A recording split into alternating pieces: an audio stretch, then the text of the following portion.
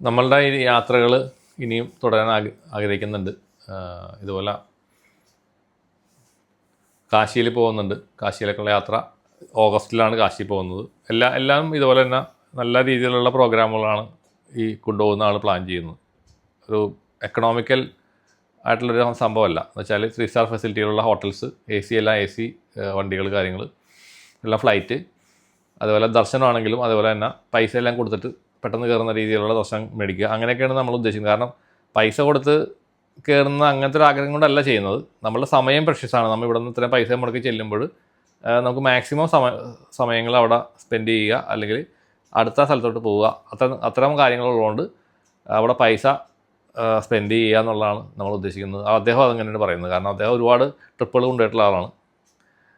അപ്പോൾ കാശിയുണ്ട്, അതുപോലെ തന്നെ വേറെ സ്ഥലങ്ങൾ, കസാർ ദേവി ടെമ്പിൾ, പിന്നെ അതുപോലെ തന്നെ പുരി, അങ്ങനെയുള്ള കുറേ സ്ഥലങ്ങൾ, 12 ജ്യോതിർലിംഗങ്ങൾ, അങ്ങനെ ഓരോരോ സ്ഥലങ്ങളിലേക്ക് പ്ലാനുകളുണ്ട്. അടുത്തടുത്ത 2 മാസം കൂടുമ്പോഴൊക്കെ ട്രിപ്പുകൾ അദ്ദേഹം വെക്കുന്നുണ്ട്. അപ്പോൾ പോകാൻ താല്പര്യമുള്ള ആൾക്കാർക്ക്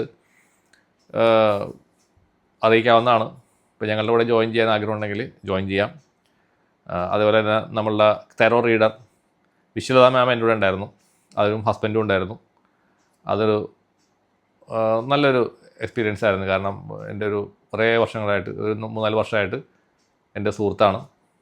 ഞങ്ങൾ പരസ്പരം അങ്ങോട്ടും കോംപ്ലിമെൻ്റ് ചെയ്യുന്ന ആൾക്കാരുമാണ്. എന്ന് വെച്ചാൽ ആ ഒരു ദേവതാബന്ധം അവർക്കുള്ളതുകൊണ്ട് കാര്യങ്ങൾ ഞാൻ പറയുന്ന കാര്യങ്ങളൊക്കെ അവർക്ക് വേഗം മനസ്സിലാക്കുന്ന ഒരാളും കൂടിയാണ്. അവർ പറയുന്നത് എനിക്ക് മനസ്സിലാവും. ആ ഒരു ഫ്രീക്വൻസി ഞങ്ങൾ മാച്ച് ആയിട്ടുള്ള ആൾക്കാരാണ്. അതുകൊണ്ട് അധികമൊന്നും സംസാരിക്കാൻ പറ്റിയില്ല. കാരണം ഞങ്ങൾ മെഡിറ്റേഷൻ പരിപാടിയൊക്കെ ആയിട്ട് അങ്ങനെ ഇരിക്കുകയാണെങ്കിലും കുറേ കാര്യങ്ങൾ അവിടെ ഉണ്ടായ അനുഭവങ്ങളൊക്കെ പരസ്പരം ഷെയർ ചെയ്യുകയും ഒക്കെ ചെയ്യാൻ പറ്റി.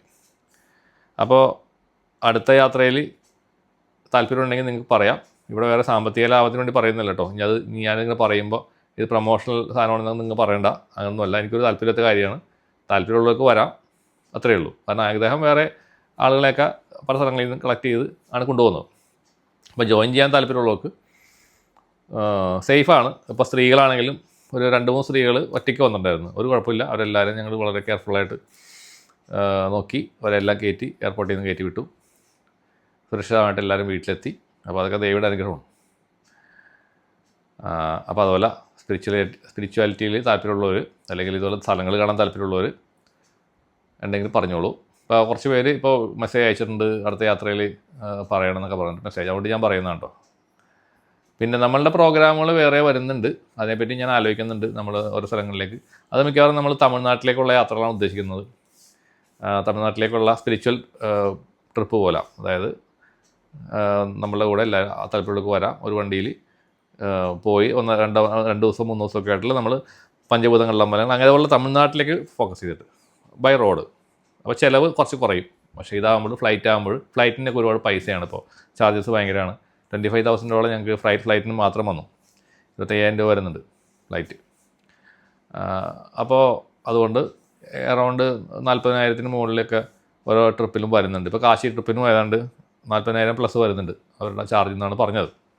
ഞാൻ മിക്കവാറും പോകാൻ ഉദ്ദേശിക്കുന്നുണ്ട്. ഓഗസ്റ്റ് മാസത്തിലാണത് അവരുടെ ട്രിപ്പ് എന്നാണ് പറഞ്ഞത്. അപ്പോൾ അത്തരം വിഷയങ്ങൾ ഞാൻ അടുത്ത വേറെ വീഡിയോയിൽ ഞാൻ പറയുന്നതായിരിക്കും. താല്പര്യമുള്ളവർക്ക് എന്നെ മെസ്സേജ് ചെയ്യുമോ, അല്ലെങ്കിൽ ഞാൻ നമ്പർ തരാം. അദ്ദേഹത്തിൻ്റെ കൊണ്ടുപോകുന്ന ആളുടെ നമ്പർ തരാം, കോൺടാക്റ്റ് ചെയ്യാവുന്നതാണ്. അപ്പോൾ കാമാഖ്യ ക്ഷേത്രത്തിന് ശേഷം ഞങ്ങൾ കൽക്കട്ടയ്ക്ക് പോയി. 2 ദിവസം കഴിഞ്ഞിട്ട് കൽക്കട്ട പോയി. കൽക്കട്ടയിൽ അവിടെ ദക്ഷിണേശ്വർ എന്ന് പറഞ്ഞൊരു ക്ഷേത്രമുണ്ട്. അതായത് നമ്മുടെ ശ്രീരാമകൃഷ്ണ പരമഹംസർ, അദ്ദേഹത്തിൻ്റെ ഒരു ഫോട്ടോ ഞാൻ അവിടെ നിന്ന് വാങ്ങിയപ്പോൾ ഫോട്ടോ നിങ്ങളെ കാണിച്ചു തരാം. നിങ്ങൾക്ക് എല്ലാവർക്കും അറിയുന്ന ആളാണ് ശ്രീരാമകൃഷ്ണ പരമഹംസർ. അപ്പോൾ ഇദ്ദേഹം നിങ്ങൾക്കറിയാം, ഒരു ഗുരുവിൻ്റെ ഒന്നുമില്ലാതെ സ്വന്തമായിട്ട് ദേവിയുടെ പാതയിൽ സഞ്ചരിച്ചൊരു മനുഷ്യനും കൂടിയാണ്. വിവേകാനന്ദൻ്റെ ഗുരുവാണ് അല്ലേ? അറിയാം. എനിക്ക് കൂടുതലൊന്നും അറിയാൻ പാടില്ല അദ്ദേഹത്തെ പറ്റി. ഒരു പുസ്തകത്തിൽ വായിച്ച ചെറിയ അറിവേ ഉള്ളൂ. പക്ഷേ അദ്ദേഹത്തിൻ്റെ ഈ ഫോട്ടോ കണ്ടപ്പോൾ എനിക്കൊന്ന് വാങ്ങാൻ തോന്നിയിട്ട് മേടിച്ചാണ് കേട്ടോ. കാരണം അദ്ദേഹത്തിൻ്റെ കുറേ അനുഭവങ്ങൾ അതിനകത്ത് ഞാൻ വായിച്ചത് എൻ്റെ അനുഭവങ്ങളൊക്കെ ആയിട്ട് കണക്ട് ചെയ്ത് വന്നുകൊണ്ടാണ് ഞാൻ അദ്ദേഹത്തിൻ്റെ ഇഷ്ടപ്പെടുന്നത്. ഈ ബോഡി ചൂടാവുന്നതും വേർക്കുന്നതും അതേപോലത്തെ അനുഭവങ്ങൾ എനിക്കുണ്ടായിട്ടുണ്ട്. കുറച്ച് കാര്യങ്ങൾ അങ്ങനെ ഉണ്ടായിരുന്നു, പിന്നെ അത് മാറി. അപ്പോൾ അദ്ദേഹത്തിൻ്റെ പുസ്തകത്തിൽ ഞാൻ വായിച്ചിട്ടുണ്ട് സമാനമായ അനുഭവം. ദേവിയുടെ അനുഗ്രഹം വരുമ്പോൾ, അല്ലെങ്കിൽ കുണ്ടലിനിയുടെ ആ ഒരു റൈസിങ് വരുമ്പോഴൊക്കെ ഇതുപോലത്തെ അനുഭവങ്ങൾ നിങ്ങൾക്കും ഉണ്ടാവും. എനിക്ക് മാത്രമല്ല, നിങ്ങൾക്കും ഉണ്ടാവും. അപ്പോൾ അത് ഇദ്ദേഹത്തിൻ്റെ പുസ്തകത്തിൽ നിന്നാണ് എനിക്കത് മനസ്സിലായത്, അങ്ങനെ ഉണ്ടാവും, അതൊരു എക്സ്പീരിയൻസ് ആണെന്നുള്ളത്. അപ്പോൾ അവിടെ ദക്ഷിണേശ്വറിൽ ഞങ്ങൾ പോയി, അവിടെ മെഡിറ്റേഷൻ ചെയ്യാൻ പറ്റി. നല്ല അനുഭവമായിരുന്നു, നല്ലൊരു എക്സ്പീരിയൻസ് ആയിരുന്നു ദക്ഷിണേശ്വർ. അവിടെ ശിവലിംഗത്തിൻ്റെ കുറേ പ്രതിഷ്ഠകളുണ്ട്, ദേവിപ്പുറത്ത് കുറേ ശിവലിംഗങ്ങളുടെ പ്രതിഷ്ഠ, നല്ല സർപ്പമൊക്കെ ഇങ്ങനെ നിൽക്കുന്ന പോലത്തെ ശിവലിംഗമൊക്കെ ഉണ്ട്. അവിടെ ഇതുപോലെ നമുക്ക് അതിൻ്റെ അകത്തൊക്കെ കയറാം, ഉള്ളിൽ കയറി തൊടാം, നമസ്കരിക്കാം. അവിടെ ഒരു അശുദ്ധിയില്ല കേട്ടോ, നമ്മുടെ നാട്ടിലെ പോലെ അശുദ്ധിയൊന്നുമില്ല. ഇത് പറയുമ്പോൾ നിങ്ങൾ ഇവിടെ കമൻ്റ് ഇടുമെന്ന് എനിക്കറിയാം. പിന്നെ നിങ്ങൾ പറയും ഇവിടുത്തെ സമ്പ്രദായം വേറെയാണ്, ഇവിടെ അതാണ് ഇതാണെന്നൊക്കെ പറയും. എനിവേ ഞാനേപോലെ ഒരാക്ഷേപം എനിക്കില്ല.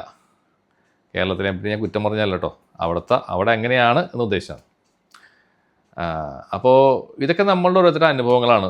ഈ തെറ്റ് ശരി ജഡ്ജ്മെൻ്റൽ പരിപാടി എന്നൊക്കെ പറഞ്ഞു കഴിഞ്ഞാൽ അത് മെച്യൂരിറ്റി വരാത്ത ആൾ ചെയ്യുന്നതാണ്. അല്ലെങ്കിൽ ഈ സ്പിരിച്വാലിറ്റിയിൽ ഒരു ബേസിക് കിട്ടാത്ത ആളുകൾക്കാണ് ഇങ്ങനെ ഒരുപാട് ആർഗ്യുമെൻറ്റും സംശയങ്ങളും കാര്യങ്ങളൊക്കെ ഉണ്ടാകുക. അതൊരു തെറ്റൊന്നുമല്ല, അല്ലെങ്കിൽ അതൊരു അവരുടെ ആ ഒരു അവസ്ഥയിൽ നിന്ന് വരുന്ന കാര്യങ്ങളാണ്, കുറ്റമായിട്ട് ഞാൻ കാണുന്നില്ല.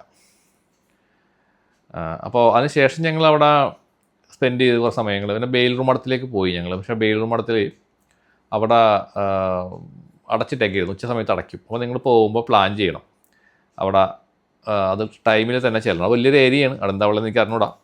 ആശ്രമം, അദ്ദേഹത്തിൻ്റെ ആ ഒരു ആശ്രമമൊക്കെ ഉണ്ടെന്ന് തോന്നുന്നു ബെയിലൂർ മഠം.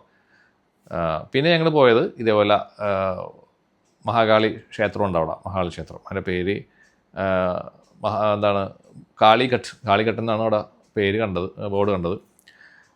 അവിടെ നിന്ന് അത്യാവശ്യം തിരക്കുണ്ട്, എന്നാലും കുഴപ്പമില്ല, നിങ്ങൾക്ക് ടിക്കറ്റ് ഒന്നും എടുക്കണ്ട. പിന്നെ അവിടെ ചെല്ലുമ്പോൾ നിങ്ങൾ ശ്രദ്ധിക്കേണ്ട കാര്യം എന്നറിയോ, ഈ കാളിഘട്ടിൽ ചെല്ലുമ്പോൾ കാളിഘട്ടിൽ ആ ഒരു ദേവിയുടെ ഒരു ഇങ്ങനെ ഒരു കല്ല് പോലെ എന്തുകൊണ്ടാണെന്ന് തോന്നുന്നത്, മുകളിൽ മുഴുവൻ ഈ തുണികളൊക്കെ വെച്ചുകൊണ്ട് എന്താണെന്ന് എനിക്ക് കറക്റ്റായിട്ട് മനസ്സിലാക്കാൻ പറ്റിയില്ല. പക്ഷേ ദേവിയുടെ അതിനൊക്കെ 2 കണ്ണുകൾ കാണാൻ പറ്റും, ഭയങ്കര പവറാണ്. അതേപോലെ തന്നെ അവിടുത്തെ പൂജാരികൾ, ശ്രദ്ധിക്കേണ്ടത് അവിടുത്തെ പൂജാരികളാണ്. പൂജാരികൾ നിങ്ങളുടെ കാശ് മുഴുവൻ കൊണ്ടുപോകും. നിങ്ങൾ അത് ചെയ്തുതരാം ഇത് ചെയ്തുതരാം എന്നൊക്കെ പറഞ്ഞിട്ട് നിങ്ങൾ 100 രൂപ കൊണ്ടോ 500 രൂപ കൊണ്ടോ 1000 കൊണ്ടോ 5000 കൊണ്ടോ 10000 കൊണ്ടാന്ന് ചോദിക്കും. അതുവേണ്ടി പ്രത്യേക പൂജ ചെയ്തു തരാം, നിങ്ങൾ ആ വീട്ടിൽ വീഴാതിരിക്കുക. നിങ്ങൾ അവിടെ ചെല്ലുക, തൊഴുക, പോരുക. കുറച്ച് ഒരു 100 രൂപ കൊടുത്തു കഴിഞ്ഞാൽ കുറച്ച് തട്ടിൽ പുഷ്പങ്ങൾ കിട്ടും, അതായിട്ട് പോവുക, അവിടെ കൊടുക്കുക. അവിടെ നിന്ന് അവർ തിരിച്ചു തരും, അത് മേടിച്ച് പോരുക. വേറെ കുറേ ആൾക്കാർ മഞ്ഞുടുപ്പിട്ട് കണ്ടാവും, അവരെ വലയിൽ വീഴാതിരിക്കാട്ടോ. അത് ഞങ്ങൾ പോയപ്പോഴും ഞങ്ങളുടെ ഇവിടെ ഉണ്ടായിരുന്ന ഞങ്ങളുടെ ഗൈഡ് പ്രത്യേകം പറഞ്ഞു ഇങ്ങനത്തെ ആൾക്കാരുണ്ടാവുന്നുള്ളത്.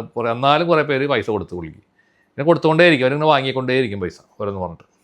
അന്നദാനം അങ്ങനെയാണ് ഇങ്ങനെയാണെന്നൊക്കെ പറഞ്ഞിട്ട് നമ്മൾ കൊടുത്തു പോകും, നമ്മുടെ മനസ്സ് ആ സമയത്ത് അങ്ങനെ ഇരിക്കും.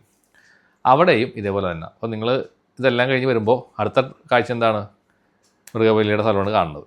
മൃഗബലി അതിൻ്റെ മുന്നിൽ തന്നെ ആടിനെയും എല്ലാത്തിനെയും വെട്ടിയിട്ട് ആ ഏരിയ നിങ്ങൾക്ക് കാണാൻ പറ്റും. അവിടെയും നിങ്ങൾക്ക് എനർജി കുറവോ അല്ലെങ്കിൽ ഒരു അറപ്പോ ഒന്നും നിങ്ങൾക്ക് തോന്നത്തില്ല.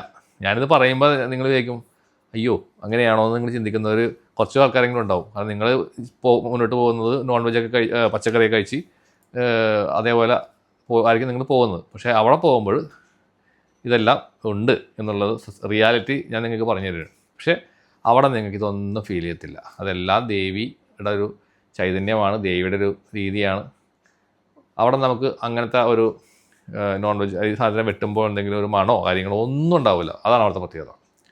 അതെല്ലാം ഒരു അമ്പലത്തിൻ്റെ ഒരു പ്രസൻസിൽ തന്നെ, അല്ലെങ്കിൽ അവരുടെ ആ ഒരു എന്താണ് ആചാരമാണ്. അങ്ങനെ ആ ഒരു ക്ഷേത്രം ഉണ്ട് അവിടെ പോകാൻ പറ്റി. അവിടെയും കയറി ഞങ്ങൾ തൊഴുതു. പിന്നെ താരാദേവിയുടെ ഒരു ക്ഷേത്രം കൂടി അവിടെ ഉണ്ട്, താരാപീഠെന്നോ മറ്റോ എൻ്റെ പേര്. അത് ഞാൻ ശേഷമാണ് ഞാൻ മനസ്സിലാക്കി അങ്ങനെ ഉണ്ടെന്നുള്ളത്. ഞങ്ങളിങ്ങനെ തിരിച്ച് വരുമ്പോഴാണ് ഞാൻ ജസ്റ്റ് എൻ്റെ ഒരു സുഹൃത്ത് മുംബൈയിൽ നിന്ന് വിളിച്ചിട്ടുണ്ടായിരുന്നത്, ഞാൻ പോയറിഞ്ഞിട്ട്. അപ്പോൾ അവരിങ്ങനെ അവിടെ ഇങ്ങനെ സംഭവം ഉണ്ടെന്ന് പറഞ്ഞു. അപ്പോൾ ഞാൻ ആ ഗൈഡിനോട് ചോദിച്ചപ്പോൾ ഗൈഡ് പറഞ്ഞു അവിടെ നിന്ന് നമ്മുടെ ട്രിപ്പിൽ അത് ഉൾപ്പെടുത്താൻ പറ്റാത്തതെന്ന് വെച്ച് കഴിഞ്ഞാൽ അവിടെ നിന്ന് 5 മണിക്കൂർ റോഡ് മാർഗം നമ്മൾ യാത്ര ചെയ്യണം, തിരിച്ച് 5 മണിക്കൂർ ഇങ്ങോട്ടേക്കും. വേറെ ഏരിയയിലാണത്. 10 മണിക്കൂർ 12 മണിക്കൂർ യാത്ര തന്നെ വരും. അപ്പോൾ അത് കണക്കാക്കി നമ്മൾ പ്ലാൻ ചെയ്താൽ അവിടെ എങ്ങനെ വേണമെങ്കിൽ പോകാൻ പറ്റും. അവിടെ ഇതുപോലെ തന്നെ ഈ നമ്മുടെ കാമാഖ്യ ക്ഷേത്രം പോലെ തന്നെ ഭയങ്കര തിരക്കുള്ള സ്ഥലമാണ്. ഇത് കൽക്കട്ടയിലാണ്, അല്ലെങ്കിൽ ബംഗാളിലാണ്, വെസ്റ്റ് ബംഗാളാണ്. അവിടെ അതിനുള്ള സമയം ദർശനവും അതുപോലെ 2-3 മണിക്കൂർ അവിടെ എടുക്കും. അപ്പോൾ അത് കണക്കാക്കി പ്ലാൻ ചെയ്ത് പോയാൽ നിങ്ങൾക്ക് അവിടെ വേണമെങ്കിൽ ഇതിൻ്റെ കൂടുതൽ പോകാൻ സാധിക്കും. അപ്പോൾ ഞങ്ങൾക്കത് അവിടെയും കൂടിയും ഉൾപ്പെടുത്താമായിരുന്നു എന്നൊരു തോന്നൽ വന്നു. കാരണം ഞങ്ങളുടെ ഒരു ദിവസം, ഇപ്പോൾ ഇന്നലെ ഒരു ദിവസം ഈ ദർശനമൊക്കെ നടത്തി. പക്ഷേ ഒരു ദിവസം ഞങ്ങൾ ഷോപ്പിംഗ് എന്നൊക്കെ പറഞ്ഞ് മാറ്റി വെച്ചു. ഷോപ്പിംഗ് അങ്ങനെ ഇങ്ങനെയൊക്കെ പറഞ്ഞ് മാറ്റി വെച്ചു, സൈറ്റ് സീയിങ് എന്ന് പറഞ്ഞിട്ട്. പക്ഷേ അതൊരു വേസ്റ്റായിട്ട് എനിക്ക് തോന്നി. ഞാനത് പറയുകയും ചെയ്തു, അത് വേണ്ട. ഇനി നിങ്ങൾ പ്ലാൻ ചെയ്യുമ്പോൾ അത് ഈ സ്പിരിച്വൽ സംഭവത്തിൽ പോകുമ്പോൾ അങ്ങനത്തെ കാര്യങ്ങൾ വേണ്ട നമുക്ക്. ആ ഒരു ദിവസം കൂടി ഉപയോഗിക്കുക. മാക്സിമം മഹാക്ഷേത്രങ്ങളിലേക്ക് പോകാനായിട്ട് നമ്മൾ ഉപയോഗിക്കാനുള്ള പദ്ധതികൾ ചെയ്യണമെന്നൊരു അഡ്വൈസ് ഞാൻ കൊടുത്തിട്ടുണ്ട്. അപ്പോൾ നിങ്ങൾ പോകുന്ന ആൾക്കാർ ഇതൊക്കെ ശ്രദ്ധിക്കുക. അതിന് വേണ്ടിയിട്ടാണ് ഇതെല്ലാം പറഞ്ഞിട്ടുണ്ട്. പിന്നെ ട്രെയിൻ മാർഗം പോകാൻ പറ്റും. ട്രെയിൻ മാർഗമാകുമ്പോൾ നിങ്ങൾക്ക് സമയം കൂടുതലെടുക്കും. ട്രെയിൻ അങ്ങോട്ട് പോകാനുള്ള സമയം, ഇങ്ങോട്ട് തിരിച്ചു വരാനുള്ള സമയം, അത്രയും ഡേയ്സും കൂടി കൂടുതൽ വരും. പിന്നെ ഫുഡിൻ്റെ കാര്യം പറഞ്ഞു കഴിഞ്ഞാൽ കാമാഖ്യയിൽ നല്ല ഫുഡാണ്. നല്ല ഒരു കുഴപ്പമില്ലാത്ത ഭക്ഷണം അവിടെ കിട്ടുന്നുണ്ട്. നമുക്ക് വയറിനൊന്നൊരു കംപ്ലയിൻറ്റ് ഇത് ആർക്കും പോയാൽ ഒരാൾക്ക് പോലും വന്നില്ല. പിന്നെ ഞങ്ങൾ സെലക്ട് ചെയ്ത് നല്ല ഹോട്ടലിൽ നോക്കിയിട്ട് തന്നെയാണ് എല്ലായിടത്തും കയറി ഫുഡ് കഴിച്ചത്. പക്ഷേ നമ്മുടെ നാട്ടിലേക്കാളും നല്ല ഫുഡ് കിട്ടുന്ന സ്ഥലമായിട്ട് തോന്നി ആസാം. പൊതുവേ കൽക്കട്ട വൃത്തിയില്ലാത്ത സ്ഥലമാണ്, ഭയങ്കര ഡർട്ടി സ്ഥലമാണ് കൽക്കട്ട. ഒരു പ്രാവശ്യം പോയാൽ രണ്ടാമത് പോകാൻ ഇഷ്ടപ്പെടാത്തൊരു സ്ഥലം കൂടിയാണ് കൽക്കട്ട. കാരണം അത് ഇപ്പോൾ വണ്ടിക്ക് നമ്മൾ പോകുമ്പോൾ പുറത്തേക്ക് നമ്മൾ സൈറ്റ് സീയിങ്ങിന് വേണ്ടി നോക്കുമ്പോൾ കാണുന്നത് മുഴുവനും വൃത്തിഹീനമായ സ്ഥലങ്ങളും വൃത്തിഹീനമായ കെട്ടിടങ്ങളും മാത്രമാണ്. എന്തുകൊണ്ടാണ് കൽക്കട്ട ഇപ്പോഴും പഴയ കൽക്കട്ട അതുപോലെയൊക്കെ തന്നെ ഉണ്ട്, അവിടെ ഒരു വൃത്തിയില്ല എന്നുള്ളത് എടുത്തു പറയണം. അതുകൊണ്ട് നമുക്ക് നടക്കാനോ അല്ലെങ്കിൽ പുറത്തേക്ക് ഇറങ്ങി സൈറ്റ് സീയിങ്ങിന് പോകാനൊന്നും നമുക്ക് തോന്നത്തില്ല. അതിനേക്കാളൊക്കെ എത്രയോ ബെറ്ററാണ് അക്കാര്യത്തിൽ നമ്മുടെ കേരളം, യാതൊരു സംശയമില്ല കാര്യത്തിൽ. അതുകൊണ്ട് കൽക്കട്ടയിൽ പോകുമ്പോൾ മാക്സിമം നിങ്ങൾ ഇത്തരം കാര്യങ്ങൾ ശ്രദ്ധിക്കുക. അതുപോലെ നന്നായിട്ട് പ്ലാൻ ചെയ്ത് പോകാൻ ശ്രമിക്കുക. ഇതൊക്കെയാണ് അവിടുത്തെ വിശേഷങ്ങൾ. ഞാൻ പോയി വന്നപ്പോൾ എടുക്കുന്ന വീഡിയോ ആണ്. അപ്പോൾ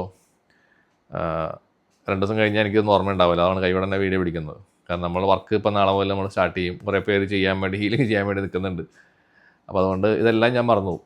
അതുകൊണ്ടാണ് കൈയോടെ തന്നെ ഈ കാര്യങ്ങൾ, ഓർമ്മയിലുള്ള കാര്യങ്ങൾ ഞാനിവിടെ വീഡിയോ ആയിട്ട് റെക്കോർഡ് ചെയ്ത് വെക്കുന്നത്.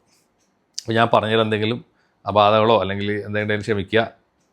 കാരണം ഞാൻ സ്ട്രെയിറ്റ് ആയിട്ടാണ് വീഡിയോസ് ഞാൻ ചെയ്യുന്നത്. ഞാൻ എല്ലാം പറയാറുണ്ട്. ഇത് എഴുതി വെച്ചിട്ട് പഠിച്ചിട്ടൊന്നുമല്ല. ഞാൻ വന്നിരുന്ന് വീഡിയോ എനിക്ക് വരുന്ന കാര്യങ്ങൾ പറയുന്നു. എന്തെങ്കിലും ഒരു നിങ്ങൾക്ക് ഹർട്ടാവുന്നതോ എന്തെങ്കിലും ഞാൻ പറഞ്ഞിട്ടുണ്ടെങ്കിൽ ക്ഷമിക്കുക. കാരണം ഒന്നും പ്ലാൻ ചെയ്ത് പറയുന്ന കാര്യങ്ങളല്ല, സ്വാഭാവികമായിട്ട് വരുന്നതാണ്. അപ്പോൾ ഒറ്റ കാര്യമുള്ളൂ, കാമാഖ്യ ക്ഷേത്രത്തിലേക്ക് നിങ്ങൾ ഒരു പ്രാവശ്യമെങ്കിലും പോയിരിക്കണം. ഇനി ഞാൻ പറയുന്ന കാര്യങ്ങളൊന്നും നിങ്ങൾക്ക് കേൾക്കണ്ട. നിങ്ങൾക്ക് ദർശനം അവിടെ ചെയ്ത് വരിക. എൻ്റേതായ അനുഭവങ്ങളും കാര്യങ്ങളും ഒക്കെ ഞാൻ ഇങ്ങനെ പറഞ്ഞുകൊണ്ടിരിക്കും. അത് നിങ്ങൾക്ക് വേണമെങ്കിൽ എടുക്കുക, ഇല്ലെങ്കിൽ തള്ളിക്കളയുക, അത്രയേ ഉള്ളൂ. ഞാൻ ആ ഒരു അവിടെ ചിന്നമസേര അവിടെ നമസ്കരിക്കുന്ന കാര്യമൊക്കെ ഞാനിത് പറഞ്ഞ് വീഡിയോ ചെയ്തിട്ട് കുറേ പേര് എന്നെ കമൻ്റ് ഇട്ട് ട്രോളാനൊക്കെ ആയിട്ട് വന്നിട്ടുണ്ടായിരുന്നു. ഒരുപാട് പേര് വിഡ്ഢിത്തരങ്ങളാണ് പറയണത്, അങ്ങനെയാണ് ഇങ്ങനെയാണ് ഒരുപാട് മോശമായിട്ട് കമൻറ്റുകൾ ഇട്ടിട്ടുണ്ടായിരുന്നു. പേഴ്സണലായിട്ടും എനിക്ക് മെസ്സേജ് അയച്ചിട്ടുണ്ടായിരുന്നു. അത് ഒരു 1,40,000 ആൾക്കാർ ആ ഷോർട്ട് വീഡിയോ കണ്ടിട്ടുണ്ടായിരുന്നു. എനിക്കറിയാം എല്ലാ വിഭാഗത്തിൽപ്പെട്ട ആൾക്കാരും ആ വീഡിയോ കണ്ടിട്ടുണ്ട്. അപ്പോൾ അവർക്ക് ഇഷ്ടമുള്ളത് പറയാമല്ലോ കമൻറ്റിലായിട്ട്. അത് കുഴപ്പമൊന്നുമില്ല, ഞാൻ അതിൻ്റെ പോസിറ്റീവായ രീതിയിൽ തന്നെ എടുത്തിട്ടേ ഉള്ളൂ. പക്ഷേ അതിൻ്റെ ബാക്കിയും കൂടി ഞാൻ ഒരു കാര്യം ഞാൻ പറഞ്ഞുതരാം. അവിടെ ആ നമസ്കരിക്കുന്ന ഒരു രീതി ഞാൻ ചെയ്ത് കഴിഞ്ഞു. അവിടെ നിൽക്കുകയാണ് ഞാനും എൻ്റെ സുഹൃത്ത് വഴിയുണ്ട്. ബാക്കി എല്ലാവരും ദർശനത്തിന് കയറിയപ്പോഴാണ് ഈ സംഭവം. ഞാൻ അവിടെ പുറത്ത് നിൽക്കുന്നു. ഈ പറയുന്ന പുള്ളി ഉണ്ടായിരുന്നു. പുള്ളിക്ക് ഇത്തിരി തലവേദന പറഞ്ഞിട്ട് പുള്ളിക്കാരൻ കയറിയില്ല. പക്ഷേ ഞങ്ങൾ രണ്ടുപേരും ഫസ്റ്റ് ഡേ തന്നെ ദർശനം നടത്തിയ ആൾക്കാരാണ്. 3000 രൂപ കൊടുത്ത് ദർശനം ചെയ്ത ആൾക്കാരാണ്. അത് കഴിഞ്ഞിട്ട് കുറച്ച് കഴിഞ്ഞപ്പോൾ ഇത് ചെയ്ത് ഞങ്ങൾ നിൽക്കുന്ന സമയത്ത് ഒരു അഘോരി സന്യാസി അവിടെ വന്നു. ഈ അഘോരി സന്യാസി എന്ന് പറഞ്ഞു കഴിഞ്ഞാൽ ഒരു 7 അടി ഹൈറ്റ്, അതീവ ചൈതന്യം, അദ്ദേഹത്തിൻ്റെ ജടയില്ലെന്ന് വളർന്നിട്ടുള്ള ആളാണ്. പിന്നെ ഇവിടെ ഇങ്ങനെ സർപ്പത്തിൻ്റെ ഒരു സാധനം ഫിറ്റ് ചെയ്തിട്ടുണ്ട്, ഒരു മെറ്റലിൻ്റെ ഇവിടെ എന്തൊക്കെയോ ഫിറ്റ് ചെയ്തിട്ടുണ്ട്. മൊത്തത്തിൽ കണ്ടാൽ നമുക്കൊരു നല്ല ചൈതന്യമുള്ള ഒരു ജെന്യൂനായിട്ടുള്ള ഒരു മനുഷ്യനായിട്ട് എനിക്ക് തോന്നി. കാരണം അദ്ദേഹം അവിടെ വന്നിട്ട് അദ്ദേഹത്തിൻ്റെ ഇവിടെ നിന്ന് ഇങ്ങനെ ബാഗിൽ നിന്ന് ഒരു നോട്ടിൻ്റെ കെട്ടെടുത്ത് ആരോ അദ്ദേഹത്തിന് കൊടുത്താണ്, ഏതോ ഭക്തൻ കൊടുത്താണ്. പുതിയ നോട്ട്, ഈ നോട്ടിൻ്റെ കെട്ടാണ്. 50-ൻ്റെയും 10-ൻ്റെയൊക്കെ ആയിട്ടുള്ള ഒരു ബണ്ടിലായിരുന്നു. അത് അവിടെ നിൽക്കുന്ന ഒരാളിലേക്ക് കൊടുത്തിട്ട്, ഒരു പെൺകുട്ടിയെ കൊടുത്തിട്ട് പറഞ്ഞു പെൺകുട്ടികൾക്ക് എല്ലാവർക്കും അത് വിതരണം ചെയ്യാൻ പറഞ്ഞു അദ്ദേഹം അവിടെ നിൽക്കുന്ന. അപ്പോഴാണ് ഞാൻ നോക്കുമ്പോൾ അവിടെ ഒരുപാട് പെൺകുട്ടികൾ അവിടെ നിൽക്കുന്നുണ്ടായിരുന്നു. അതുവരെ ഞാൻ കണ്ടിട്ടില്ല. കുറേ പെൺകുട്ടികൾ, ചെറിയ ഇത്രയുള്ള പ്രായത്തിലുള്ള കുട്ടികൾ അവിടെ വന്നിട്ടുണ്ടായിരുന്നു ആ സമയത്ത്. അവർ അവിടെ നിന്ന് വന്നെന്ന് എനിക്കറിയാൻ പാടില്ല. ആ സമയത്ത് അവിടെ നിന്ന് ഇവിടുന്നൊക്കെ പ്രത്യക്ഷപ്പെടുകയും അവർക്ക് എല്ലാവർക്കും എന്നിട്ട് നടന്ന് അപ്പുറത്തേക്കൊക്കെ പോയിട്ട് ഈ പെൺകുട്ടി കുറേ പേർക്ക് ആ പൈസ കൊടുത്ത് തീർത്തു. ഇദ്ദേഹം വന്നിട്ട് ഞാൻ ചെയ്ത പോലെ അതേ സംഭവം അവിടെ ചെയ്യേണ്ടായിരുന്നു. അപ്പോഴാണ് എനിക്ക് അത്ഭുതമായത്. കാരണം ഇതെനിക്കാരും പറഞ്ഞതൊന്നുമല്ല, ദേവി കാണിച്ചിട്ട് ഞാൻ ചെയ്തൊരു ടെക്നിക്കാണ് ഇങ്ങനെ കൈവച്ചിട്ട് അവിടെ തല മുട്ടിച്ചത്. അദ്ദേഹം അതേപോലെ അവിടെ വന്ന് ചെയ്തു എന്നുള്ളതാണ്. അപ്പോൾ ഓൾറെഡി അങ്ങനത്തെ സമ്പ്രദായം അവിടെ എന്തോ ഉണ്ട്, അവിടെ എന്തോ ചൈതന്യം ഉണ്ടെന്നുള്ളത് അത് ഞങ്ങൾക്ക് മനസ്സിലായി. അതുകൊണ്ടാണ് ഞാൻ വീഡിയോ ചെയ്യാൻ കാരണം. ആ വീഡിയോ പിടിച്ചു, ജസ്റ്റ് ഒന്ന് പിടിച്ചു വെച്ചിട്ടുണ്ടായിരുന്നു. ഇതും കൂടി ആയപ്പോൾ നമ്മൾ അടിവരയിട്ട് ഞാൻ പറയണ കാര്യങ്ങൾ കറക്റ്റാണ് എന്നുള്ളത്. അപ്പോൾ എൻ്റെ കൂടെ ഉണ്ടായിരുന്ന ആ പുള്ളിക്കാരനെ അതൊരു ഭയങ്കര എക്സ്പീരിയൻസ് ആയിരുന്നു. അദ്ദേഹത്തിന് ഒരുപാട് നെഗറ്റീവായിട്ടുള്ള കാര്യങ്ങളൊക്കെ ഉണ്ടായിരുന്നു. അത് കഴിഞ്ഞ് അപ്പോൾ അദ്ദേഹം ഇന്നലെ എയർപോർട്ടിൽ വന്നിരിക്കും പറഞ്ഞ് അതൊരു നല്ല എക്സ്പീരിയൻസ് ആയിരുന്നു, എന്തൊക്കെയോ കാര്യങ്ങൾ ശരി ബോഡിയിൽ നിന്ന് ഇറങ്ങിപ്പോയി എന്ന് അദ്ദേഹം ഓപ്പണായിട്ട് പറഞ്ഞു. കാരണം ഒരു ടൂറ് വന്നപ്പോൾ പരിചയപ്പെട്ട ഒരാൾ, അത്രയുള്ള പരിചയം എനിക്കുള്ളൂ അദ്ദേഹമായിട്ട്, കണ്ണൂരുകാരനാണ്. അപ്പോൾ നിങ്ങൾ അത്തരം കാര്യങ്ങൾ കേൾക്കുമ്പോൾ അനുഭവിക്കാതെ കമൻറ്റ് പറയാതിരിക്കാൻ ശ്രമിക്കുക. കാരണം നാളെ നിങ്ങൾ തന്നെ അത് പറയേണ്ടി വരും തിരുത്തി. അത്രയേ ഉള്ളൂ എനിക്ക് പറയാനുള്ളത്. കാരണം പാൽപ്പായസം കുടിച്ച ഒരാൾ പറയുമ്പോഴും മധുരമുണ്ടെന്ന് പറയണത് കുടിക്കാത്തവൻ അതിനെപ്പറ്റി കേട്ടാലും അവന് തോന്നില്ല മധുരമുണ്ടെന്ന്, അല്ലേ? ശരിയല്ലേ? അപ്പോൾ ഇത്രയും ഞാൻ പറഞ്ഞുകൊണ്ട് ഈ വീഡിയോ അവസാനിപ്പിക്കട്ടെ. ഒരുപാട് കാര്യങ്ങൾ ഇനിയും പറയാനുണ്ട്. പക്ഷേ ഇനി ഈ ടോപ്പിക്കിലേക്ക് എനിക്ക് വരാൻ പറ്റുമെന്ന് അറിഞ്ഞൂടാ. കാരണം നമ്മൾ നാളെ പോലെ നമ്മുടെ പരിപാടിയിലൂടെ കിടക്കുകയാണ്. ഹീലിംഗ് വർക്കുകൾ ഇഷ്ടംപോലെ ചെയ്യാനുണ്ട്, ഒരുപാട് ആൾക്കാർ കാത്തിരിക്കുന്നുണ്ട്. കുറേ ദിവസമായി ഞാനിപ്പോൾ വിശ്രമത്തിലാണ്. അപ്പോൾ വീണ്ടും കാണാം. ഈ അമ്മയ്ക്കലത്തെ വിശേഷങ്ങൾ പറയാനുണ്ടെങ്കിൽ ഞാൻ സമയം കിട്ടുമെന്നെങ്കിൽ ഒരു വീഡിയോ പണി ചെയ്യാം. അപ്പോൾ എല്ലാവർക്കും നന്മ വരട്ടെ. നന്ദി, നമസ്കാരം.